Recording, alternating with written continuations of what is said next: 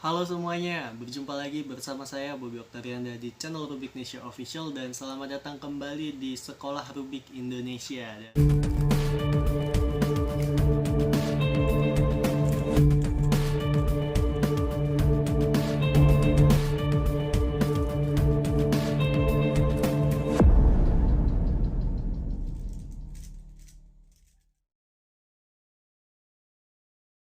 Dan khusus pada video kali ini aku bakal mereaksikan atau memberi tips dan saran juga kepada kalian yang udah ngirimin video. Jadi kemarin aku sempat bikin postingan kayak gini dan reaksinya lumayan banyak yang ngirimin video ke aku, dan aku udah milih 4 video pertama yang akan ku reaksikan dan akan ku kasih kritik dan saran. Tapi maaf sebelumnya kalau kualitas videonya sangat jelek karena aku mereaksikannya atau membreakdownnya menggunakan HP saja. Oke, langsung aja kita ke yang pertama. Oke, yang pertama ada Excel Permadina, udah cubing 1,5 tahun dan udah sub 20. Langsung aja kita lihat videonya. Kita start. Oke, kita lihat dulu. Ops, wait. Kembali ke sini dikit. Nah, di bagian ini aku nggak tahu ya ini regulasi masih berlaku apa enggak. Tapi dulu kalau nggak salah sempat berlaku regulasi atau sempat ada ketetapan kalau kita menggunakan timer itu harus memulainya dengan menggunakan jari dan memberhentikannya dengan jari. So di video terlihat dia mulai timernya dengan telapak tangan. Jadi posisinya kayak gini kurang lebih. Jadi kalau dari depannya kayak gini, agak susah ngeliatnya, tapi kalian bisa lihat sendiri di video. Jadi dia mulai kayak gini, bukan kayak gini. Nah, setauku kalau kita menggunakan timer fisik, apalagi untuk kompetisi WCA, memulainya menggunakan jari kita, bukan menggunakan telapak tangan kita. So kayak gini baru kita solving rubik kita, dan memberhentikannya pun harus menggunakan jari. Tapi aku nggak tahu itu aturan masih berlaku atau enggak, kayaknya udah diupdate atau gimana, nggak ngerti juga. Tapi karena ini aku yang mengkritik, menurutku itu adalah satu hal yang harus diperbaiki ke depannya. Jadi terlepas itu masih berlaku atau tidak regulasinya, ya coba diperbaiki lagi, nggak ada salahnya kok. Lanjut, start. Oke, lumayan.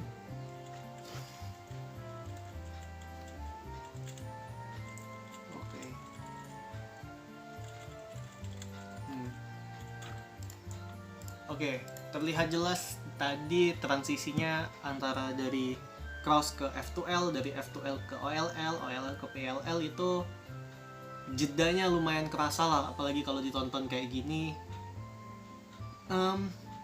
Jadi kurasa itu harus diperbaiki juga. Kemudian di bagian F2L juga menurutku sedikit bermasalah di sana.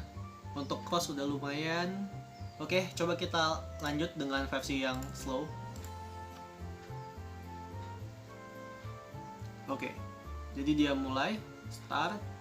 Untuk cross ini udah lumayan sih, dikit banget gerakan untuk crossnya. Dan F2L pertama, lihat.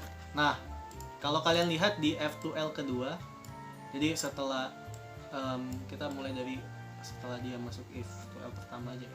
Oke, itu F2L pertama. Nah, pas masuk F2L kedua, lihat betapa boros move di sini.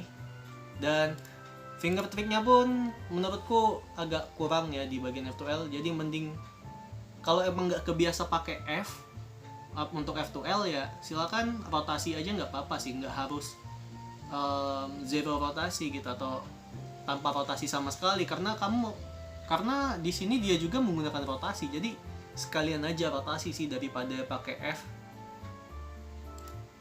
Oke, lanjut. F2L ketiga, F2L terakhir, lihat. Di bagian F2L kayaknya lumayan bermasalah gitu. Transisinya, lihat. Oke, tadi kalau kita lihat transisinya dari OLL dia pakai tuluk ya. Oke, jadi dari sini F2L terakhir. Nah, ini dapat case itu tuluk tapi nggak tahu dapatnya apa gitu. Jadi case yang dia dapat itu Oke, ini udah sesudah ya. Udah ditarik mundur lagi.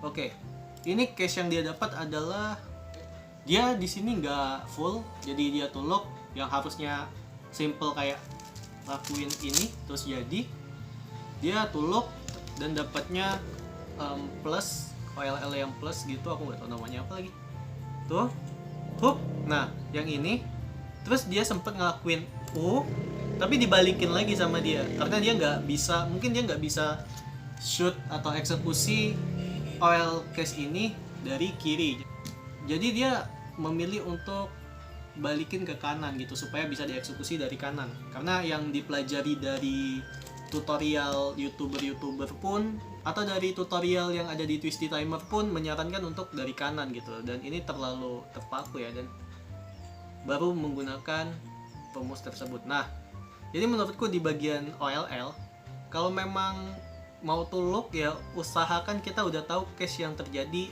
selanjutnya apa. Misalnya di sini setelah kita melakukan eksekusi F, R, U, R aksen, U aksen, F aksen, itu akan menjadi rumus ikan misalnya. Jadi kita lakukan, karena kita udah tahu ini bakal ikan, jadi kita langsung eksekusi aja. Jadi contoh cepatnya kayak gini ya teman-teman. Jadi nggak kelihatan kalau kita tuluk, tapi ini kelihatan banget dia tuluk, dan apalagi sempat salah move gitu. Jadi kayak pengennya tapi ternyata nggak sesuai sama apa yang dia pelajari, jadinya dia double lagi, kayak boros sih. Jadi itu boros banget sih tuh. Dan di bagian ini F2, ini bagian OLL. Nah di bagian PLL dia sempat ngelakuin hal yang sama gitu karena nggak pas ya, jadi kayak dan selesai solving.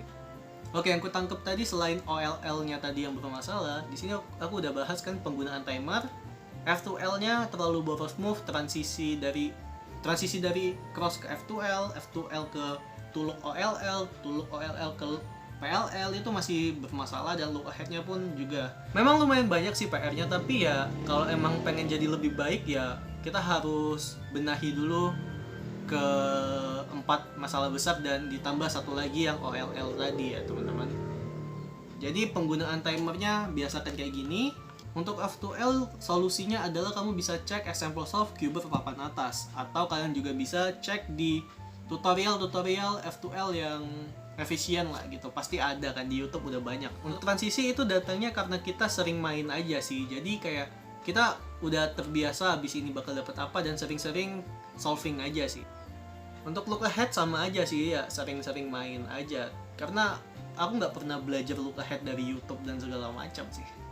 Oke, kita lanjut ke Cubert berikutnya. Selanjutnya ada Rihanna Vivia, 10 bulan main Rubik dan udah sub 35. Langsung aja kita mulai.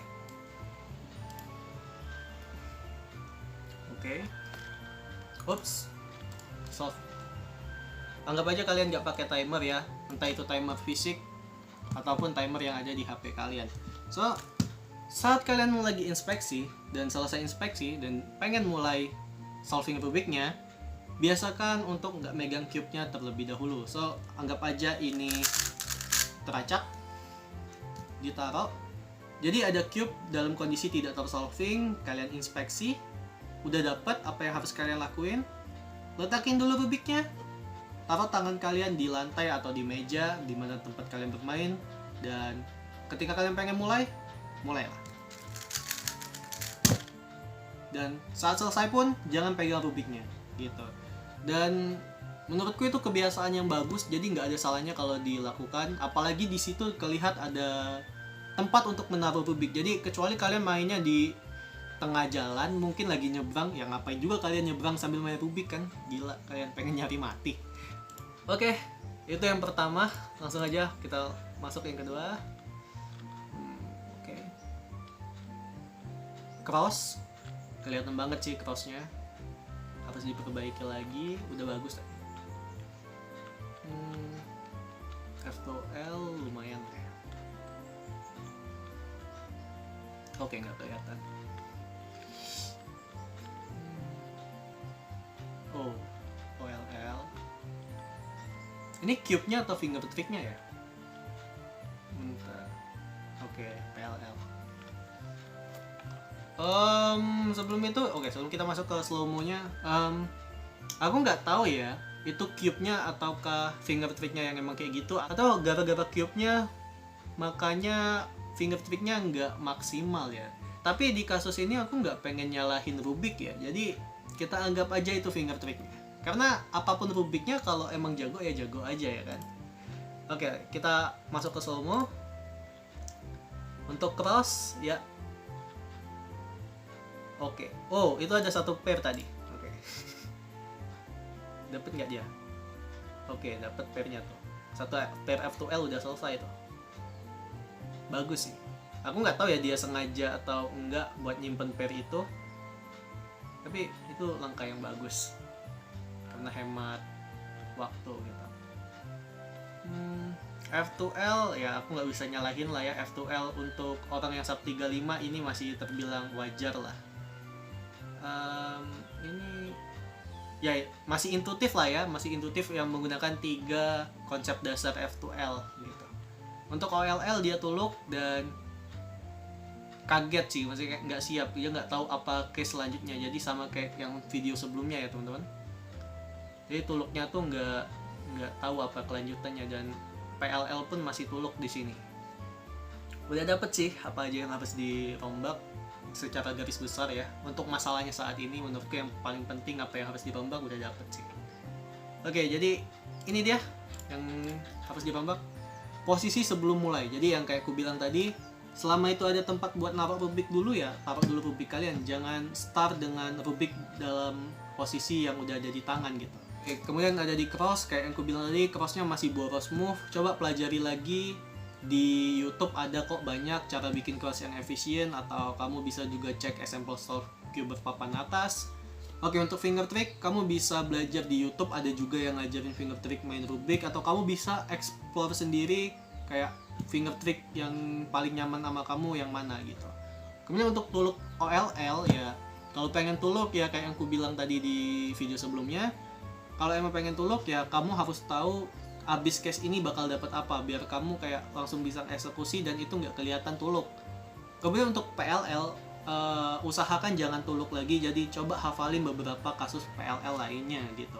Dan OLL-mu diperbaiki lagi dengan menghafal beberapa case lainnya. Tapi untuk sementara ini dulu sih yang harus kamu perbaiki. Oke, kemudian ada Alisah Zahra Zafira, 1,5 tahun, udah main Rubik dan sub 26. Cewek lagi ya? Ya. Oke. Ops, mantap. Oke, jadi di sini terlihat inisiatifnya dia mengganti mat dengan kain ya, ini kain handuk atau apalah ya. Di sini aku justru memuji inisiatif dia untuk naruh kain lah di sini ya, karena sebagai pengganti mat. Walaupun bisa terlihat di sini tempatnya masih bersih juga ya kalau nggak ada kain, tapi untuk merawat cube, maksudnya untuk melindungi cube agar nggak lecet, ini udah menjadi suatu poin yang bagus lah. Kemudian di sini walaupun dia nggak pakai timer fisik, dibandingkan video sebelumnya dia melakukan atau menaruh Rubiknya dulu, terus nggak dipegang Rubiknya sebelum dia start. Jadi abis inspeksi dia taruh dulu, tangannya nggak menyentuh Rubik dan start gitu. Bagus sih, dan crossnya juga lumayan sih. Oke.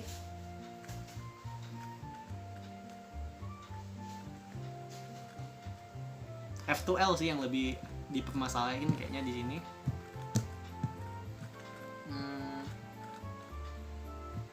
Sama PLL.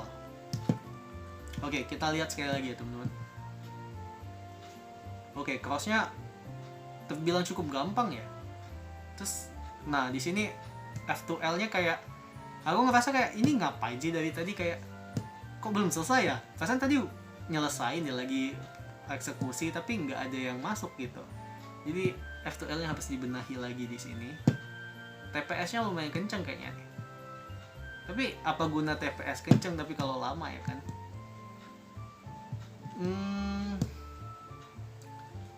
Oke, ini aja belum kelar F2L loh teman-teman. Maksudnya kayak move-nya udah banyak banget. dan OLL-nya gampang, jadi nggak bisa dikritisi karena kasusnya terlalu mudah ya. Oke, untuk PLL kelihatan. Oke, di sini terlihat apa yang harus dia benahi. Pertama, F2L-nya yang jelas banget boros move. Kayak aku ngelihatnya kayak ini ngapain sih dari tadi gitu kan, perasaan tadi udah dieksekusi tapi belum kelar gitu F2L-nya. Kemudian di bagian look ahead, jadi karena F2L yang boros move itu datang dari look ahead yang kurang baik, jadi benahi lagi look ahead-mu.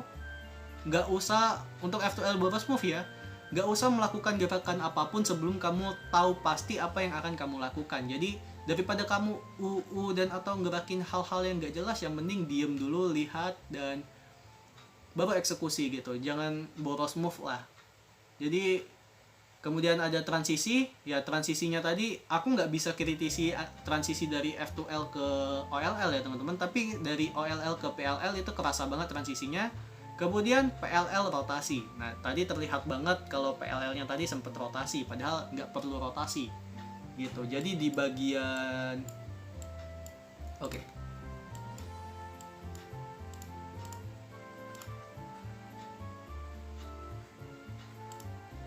Nah, di bagian ini PLL ini dia udah tahu tapi dia rotasi gitu. Maksudku adalah kalau kalian nggak bisa eksekusi dari sana gitu, misalnya kayak tadi ini ya. Nah, gini. Kalian nggak biasa eksekusi dari sini, tapi biasanya eksekusi dari sini, jangan lakukan rotasi, tapi lakukan U gitu atau U aksen. Itu lebih baik daripada kalian rotasi, apalagi ini ada di PLL, karena kalau kalian lakukan rotasi itu kayak membuang-buang waktu banget karena regripnya lumayan kerasa gitu. Tapi kalau kalian cuman masukin algonya, dan walaupun pas akhirnya nggak jadi sesuai harapan kalian tinggal aksen aja daripada kalian rotasi di awal. Jadi mending nambah move 1 atau 2 move lah gitu kan daripada rotasi gitu. Untuk F2L boros move, kamu bisa belajar F2L yang efisien di YouTube, banyak versi bahasa Indonesia-nya juga ada. Untuk look ahead, kamu sering-sering latihan, ya mainnya santai aja, nggak usah pakai timer juga nggak apa-apa. Main santai, perbaiki look ahead dengan cara latihan terus. Untuk PLL rotasi, ya kayak yang aku bilang tadi, daripada rotasi mending U atau U aksen aja. Jadi nggak perlu rotasi di PLL ya, karena PLL adalah step terakhir. Oke, lanjut ke video terakhir. Ada Javid Praharsa, udah 3 tahun main Rubik, udah sub 16. So menarik, ayo kita lihat. Oke. Nggak kelihatan sih dia mulainya, bentar. Kita balik ke awal, kita tarik mundur. Oke, masih aman. Oops. Di sini nggak kelihatan ya dia megang cube apa enggak, jadi ketutupan tangannya, tapi oke, kayaknya dia megang sih. Nggak tahu juga sih, nggak bisa dipastiin kalau kayak gini. Untuk cross agak nggak wajar sih. F2L nggak bisa terlalu kenceng sih, nggak bisa yakin 100% sih. Coba kita ulang ya di posisi slow mo. Cross kelihatan banget ya, jadi kayak kita tarik mundur lagi coba. Tuh, ini untuk bagian cross kayak kurang efisien, dan F2L pertama bingung. Oke, baru dapat.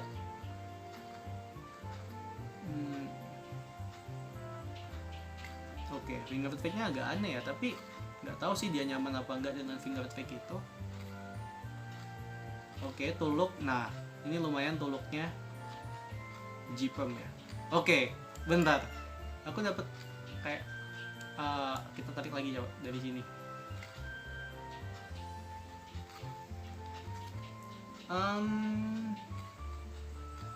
Oke, G-perm, harusnya G-perm ya? Ya, G-perm. Dan oke, agak unik ya finger trick-nya, tapi aku yang ngelihatnya agak susah sih, kayak aneh aja ya. Kayak finger trick-nya tadi agak kurang efisien ya teman-teman. Jadi masalah yang pertama ada di cross, Untuk Javid belajar lagi cross yang efisien kayak gimana, tutorial di YouTube ada banyak kok. Kemudian di F2L look ahead-nya dibagusin lagi karena transisi dari cross ke F2L-nya tadi kerasa kayak waduh, itu kan di depan mata gitu, kenapa nggak dilakukan.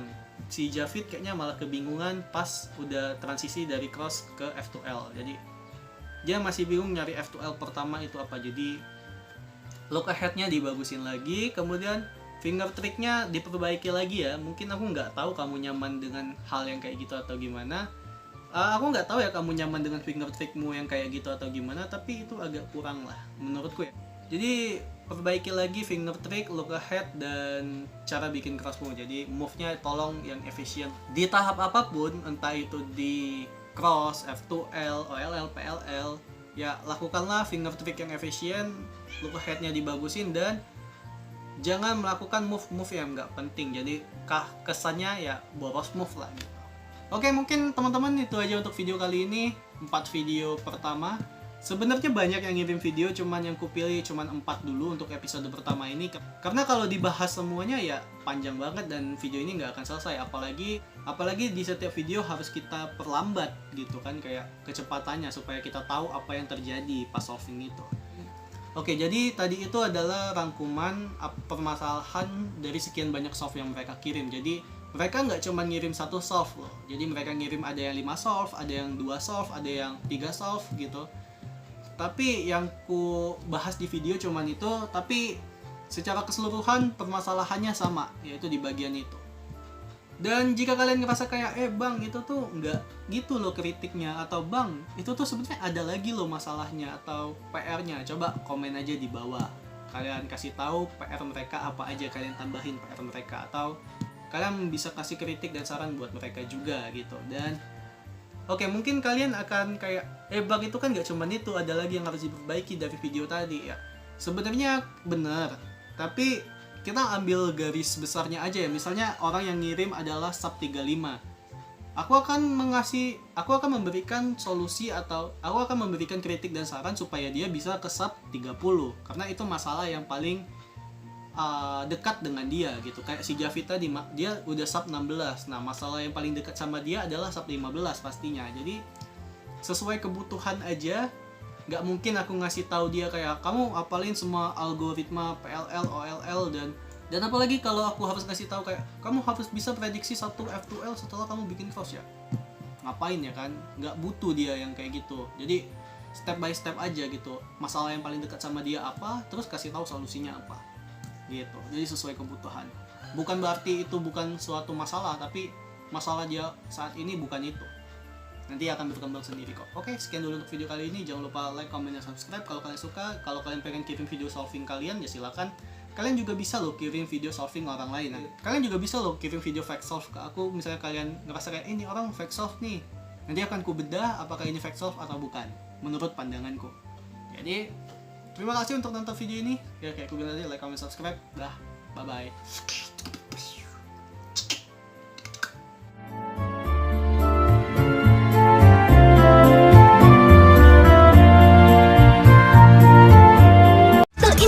Pelancar di Tokopedia.